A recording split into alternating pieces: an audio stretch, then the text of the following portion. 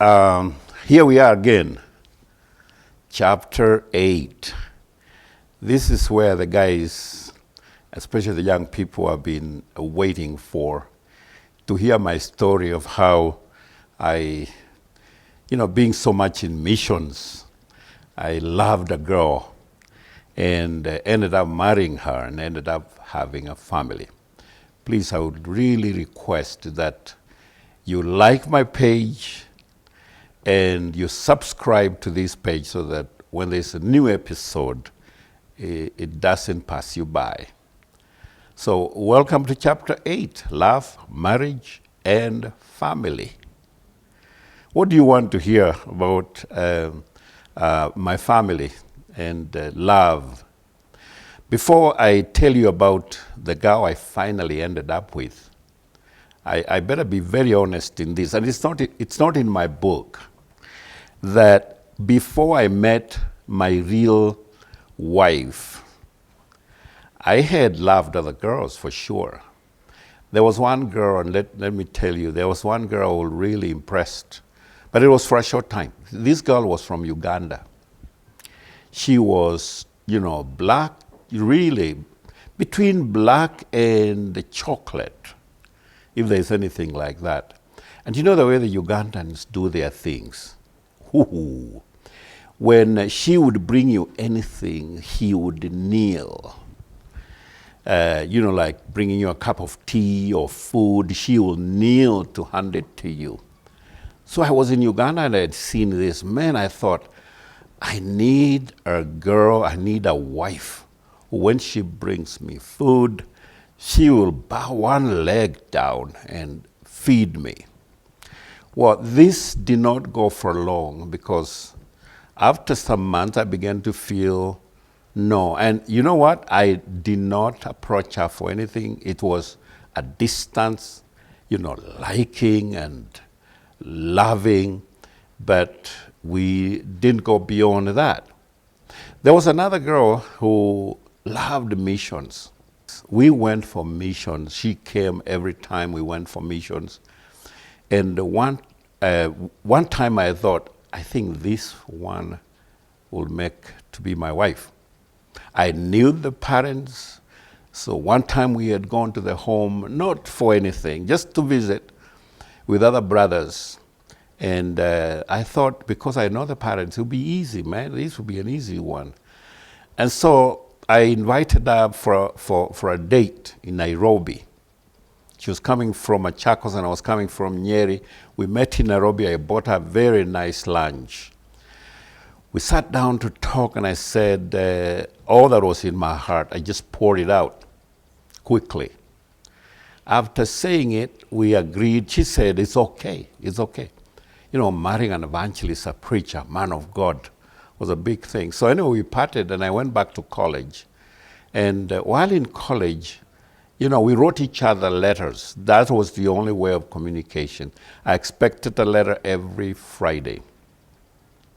And it went for slightly more than a month. And all of a sudden, I just started feeling emptiness. I started feeling, lots of questions and doubts. And you know what? I just wrote back one time. I just wrote her and said, you know what? I don't know what has happened with my heart. And not that I had loved somebody else, no. But my heart just moved away from that. And I was a man of God. I was spiritually upright, and I was preaching the gospel. Loving a girl for a while and moving away really was hard for me. I thought this was a grievous sin.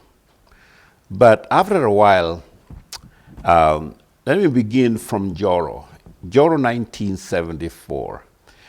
We had many, girls who came to the missions and came to the camps.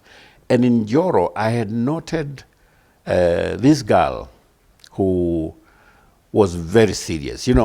Let me say, as a preacher, I knew I was going to be a preacher. I wanted a woman who would stand with me, who would especially pray for me while I was busy in missions. And along, although, as a young person, I would look for beauty, I would look for, somebody who is, I remember with some of my friends, when we would sit down and describe the kind of a woman one would like to have. I'll never forget this. A friend of mine, we really worked together in life. He would describe the woman he wanted. He was short himself. He wasn't big, but he said, I want a huge woman, big. I mean, who can, he described a lot of things. From where I come from, Ukambani, a woman would carry firewood. A woman would carry a big, jerrycan of water from the river. He would describe it, I want a muscular woman. And you know what? He ended up by marrying just what he desired. And that was interesting. So for me, I wanted a prayerful woman. I wouldn't describe the others. I wanted a woman who would pray when I go for missions. So this girl impressed, I was impressed by her character. I was impressed by always she was in the powerhouse praying. And I thought this could be. So anyway, the camp was over. We went back to our normal things. I went to college. And as the year ended, and my heart was really longing at this time. You see, I was I was past 27. And at that time, a man begins to think seriously about settling down with a wife. So that year ended, and as the second year in college, the new students now who came, guess what? This girl showed up as one of the students in Kagumo Teacher Training College. She had been admitted as a first year when I was a second year. The first meeting with her, she talked too much. She talked so much that when I went away, I had some doubts. I thought, I don't think I want somebody who is so talkative. I want somebody who is mild. Boys, what we do. But months went by, and I began to notice again our seriousness in prayers, our seriousness in the things of God. Most of the time she was fasting. She was praying. She would come to the dining late for meals. And sometimes she would miss meals. She was fasting and she was praying. So that, I began to forget the talkative girl that I had seen in the beginning. And I went and talked to a friend of mine who was Macharia. I shared with Macharia that there is this girl I really feel an attraction because of her character and her seriousness in the things of God. And he didn't know her very well. He really discouraged me because he got the wrong girl. After describing to him, I think he had the wrong character, and he really discouraged me. Many years later, he had to change his mind and also apologize that he had the wrong girl.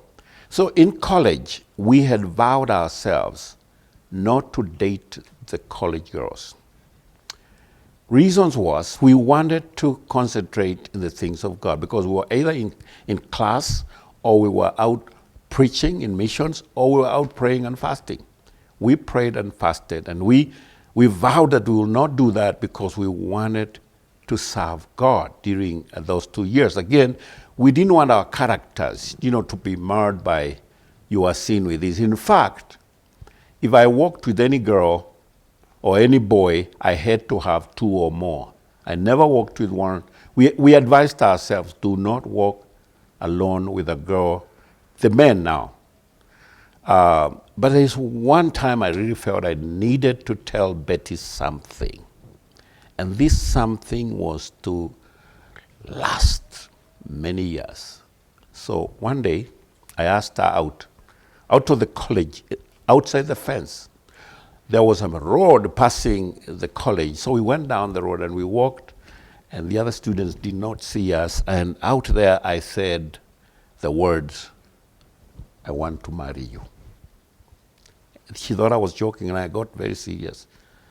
Would you consider getting married to, I can't remember all the words, But I said the words that really meant I was seriously considering settling down right after college. She said, I'll pray about it, but I could tell she just said yes. We only dated one more time in college. We went out, and at the highway, Nyeri Garatina Highway and the Kagumo Road, where the junction is, we went and sat on the open. We sat there. That is when we really settled things there. That's before we left college. A few guys had seen us. And my heart, really longed to have someone in my life, a partner, a prayer partner, and also a wife, and we could settle down and have children. And I settled that this was Betty. Now we were coming to the close of the term, March of 1976. I've not forgotten. I told Betty, guess what? Now that we have agreed we're going to get married, the first thing I want to do, I want to go and see your father. I want to go and tell your dad the plans we have. So I told her to write to her dad and prepare him, because after college I was going to go there straight. Now, what happened? We went and entered the same bus after college closed. We traveled to Nairobi with other students, and in Nairobi, some students saw us going into a Nakuru-bound bus. See, I was supposed to go to Machakos, but I ended up into a Nakuru-bound bus, and the guys really were left wondering what is going on. Later on, I had to come back to college to repent. Really asked my friends to forgive me if I offended them by engaging or, getting Betty to be my friend and going, with her to Nakuru. So anyway, we went to Nakuru and I met the old man. He came from work, changed his boots. I was seated there, and man, I tell you what, I was so scared. But I wanted to do the right thing. I wanted to inform him of our plans. So Betty came, sat down and said, Dad, I wanted you to meet my friend. We are planning blah, blah, blah. The dad looked at me and didn't say much. He said, well, I will send a message later. I thought it was going to be a good message. Let me tell you. Some weeks later, Betty writes to me and says, no, my dad has said no. I'm not going to get married to a Kamba. And the worst of it all, her dad went to one guy, I won't mention his name, in Joro, to inquire about me. That's what the parents would like to do. He went and inquired about this guy from Ukambani called Mulandi, who wants my daughter. That guy painted a very bad picture. I learned later. He painted a very bad, I come from a very poor background. I am what. And the dad just decided, and of course he asked also his relatives, is it okay for my daughter to get married to a Kamba guy? And all of them said, we've never experienced that in our family, so you can't do that. So he came and he told Betty, tell that guy I should never see him in my house. Whoa! What? The thoughts went all over the place. Now, if I can't marry this girl, who else now? Of course. Who else? Who? You see, I've left the college, I'm out there now teaching, and to find, somebody in that atmosphere where you see somebody every week, every 2-3 days you see somebody, and you can tell somebody's character. Now I'm out there, how do I get another good one? It was a very terrible year. We were in the first year, 76, 77, towards the end of 77, I decided, okay, I'm not going to get married. By this time, I'm deep in missions. I'm deep in, left and right I went all over the place, preaching the gospel. Monday to Friday I was in class. Friday coming, I was out preaching the gospel. So I thought, I think I am meant for the gospel, not for settling down, because, and I didn't want to soil my testimony. I didn't want to soil my life. So I was thinking, this is it.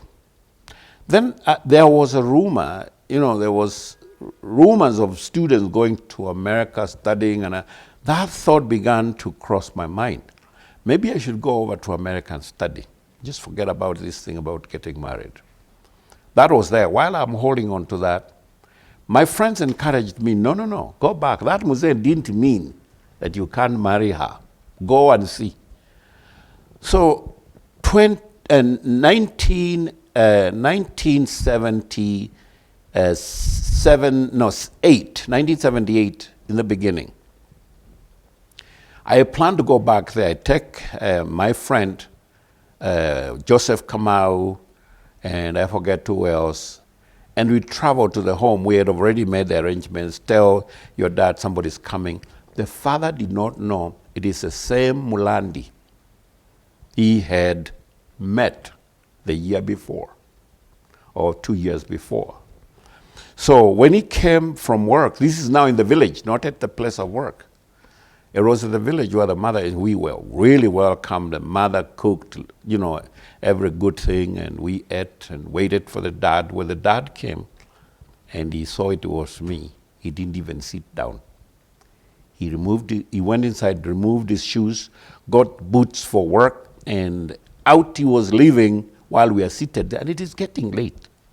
It is getting late. How we won't sleep at a girl's home. So he was leaving when Betty ran and said, Dad, I would really want you to meet my friends. And the look on his face meant, I am not interested in meeting them. And let me tell you, she addressed him there. She said, Dad, I have been a very obedient girl. I have been good. And she went on and on. Dad, can you have a moment with my friends? He said, okay, I'm coming. He still went out to see his cows and goats and sheep, but he came back and sat there, looked at us, he listened, never said a thing. We said we would like to, he said something, sorry. At the end of discussions that day, he said, I want to see your parents. I can't talk to you. So when we left there, my friend said, if he has said he wants to see your parents, now I think you are in for business. So we went and organized. My father had died the year before, 77. So I could only bring my mother. But I brought other wazes. I brought some wazes, and I went from an old Kikuyu man to be my spokesman, James Gaita. He had beards, Musee, in his 70s. We went. Let me tell you, we ate very well, and as we were eating, this one I'll never forget, as we were eating, there was those that were waiting for us. They said, so guys, what do you want to say? How have you come?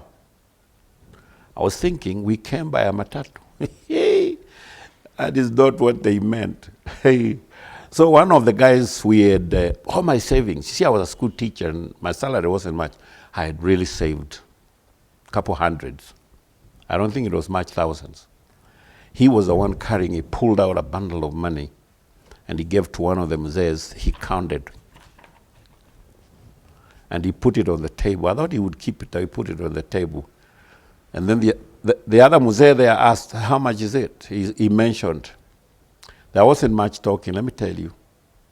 One musee, a Presbyterian, respected musee, an uncle of Betty, looked at me and said, Mwanake, young man, you finish eating that mandasi, take your coins, go and put it in a savings account in the post office. Those days, there was either, if you had little money, you kept in the post office. People were opening accounts in the post office. or in the bank. If you went to the bank, hey, you had money. So he said, take in Kikuyu, oya vedisio. Vedi is, that is like the change. Take that change, go and put it in a post office account. When it becomes money, when it turns from cents and it becomes money, you can come back. Whoa! One of the men there, he said, can you give us a chance? We walked out. When we went there, it was dark. By this time, it was dark. I told him, hey, guys, I'm out of here. I'm going home. I'm going home. I'm done. I mean, I have saved so much. And the man calls my money change. No, I'm gone. I'm gone. Hey, the Muzee looked at me and said, young man, cool down. Cool it. Cool it. This is the way things go. Really? Yeah. So settle down. So they asked one another there. They contributed a few more shillings. They added on. They came back. They gave some more. And they said, we want to come back, but as we come back, tell us how much. So they took a page, a clean page, and wrote down how much I needed to bring. I can't tell you here. There were cows, there were goats, there were all kinds of, there was a blanket for somebody because this lady, Betty, one of them claimed that she was a blanket to somebody. So I got to buy a blanket to replace. Oh, and then it went on, and a water tank, and oh my goodness. Okay, we had later to go back, and let me hurry it up. Finally, 1978 December, we were allowed to have our wedding. We were in Chuka for a camp, and I told them to come to Njoro, we are going to have a wedding. And so everybody was out there. We had a wonderful wedding in a camp at Njoro. We had another camp at Njoro, 1978 December. We had a camp there. And during the camp, went and had a wedding in a PCA church, Presbyterian church nearby, and came for the reception at the camp at Njoro High School. We had bread and we had tea, except the high table, we had a bit of rice. We had, two vehicles. We had 2 vehicles only. Some guys had given us 2 vehicles. And on the way going for dinner, one broke down on the road. And I'll never forget us standing on the road asking for lift. The girl was still in her dress. The wedding was very simple.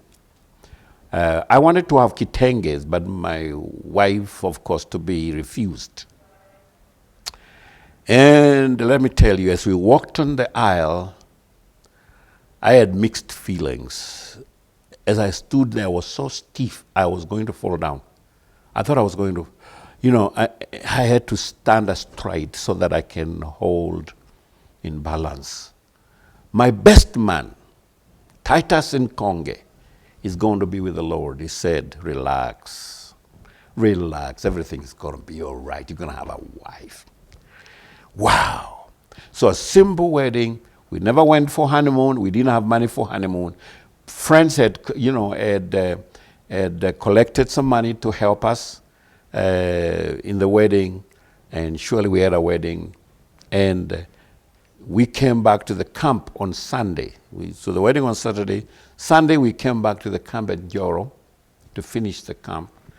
Immediately we finished the camp, we headed to Machakos in my house.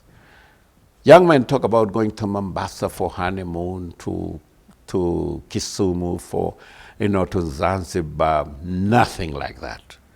Of course, we could not afford.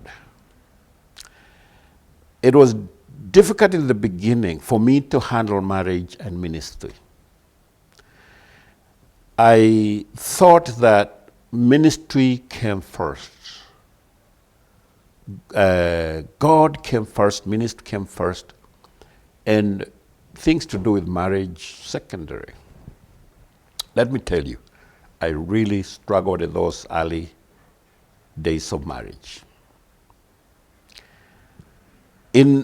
I can't finish this. I can't finish this bit because I want to share with you in my next episode mistakes I did. Because a lot of young people and preachers are making the same mistakes that I'm seeing. I want to share with you in my next episode mistakes that we do in marriage. Some have cost me some. If I was to do it again, I will tell you what I would do differently. If you can hang on, please like my page, please subscribe. I want to walk along with you. God bless you. See you next.